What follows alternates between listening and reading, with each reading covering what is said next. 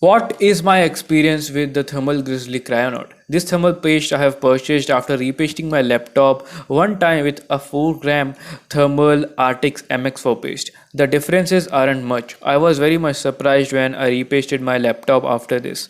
Well, for the first time I have used those thermal pastes in my laptop. I was quite scared for the first time. But it was a 4 gram thermal Arctic MX4. I used it around 1 gram on the VRAM pads, on the CPU and the GPU on my GTX 1650 laptop, and the results were not good. The temperatures were still going around 93 to 94 degrees. After a week or so, I even saw 96-degree temperatures touching at the maximum while I was gaming or doing some very heavy usage. I did not expected this. Before repasting, I never repasted my Asus TUF FX505 gaming laptop, and the things were very much crazy back then as well. But the temperatures maximum I encountered before repasting was 95 degrees, and after repasting, after 1 week of repasting, the temperatures were 96.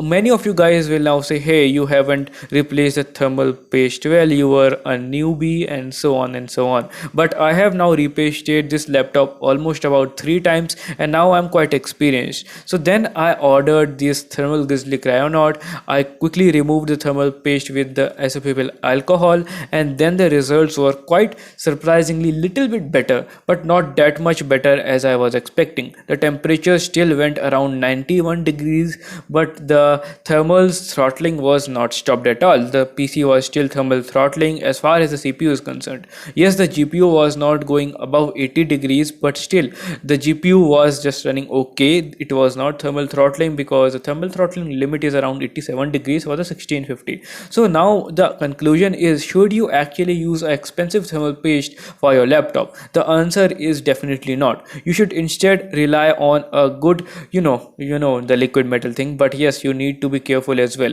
So make sure you rely on liquid metal only if you want to replace, and if you want to just replace the thermal paste of your laptop, just hear me. It won't make a huge difference. You will still be thermal throttled by your CPU because laptop is so much compact thing, the heat just gets trapped into it, and thermal paste just does not do any good to your laptop. It can certainly give you great results with your PC but not with your laptop. So instead rely on the liquid metal. It will significantly reduce the performance, I mean the thermals, not the performance. You might also see the thermal throttling will gonna be occurring, but it will gonna be less comparatively. So I hope you guys have liked this video, and let me know whether these kind of thermal paste work for you guys. It certainly do not work for me. I have literally wasted around 1000 rupees on these thermal paste once I ordered Arctic MX4 4 gram, and now this 1 gram thermal paste cost me around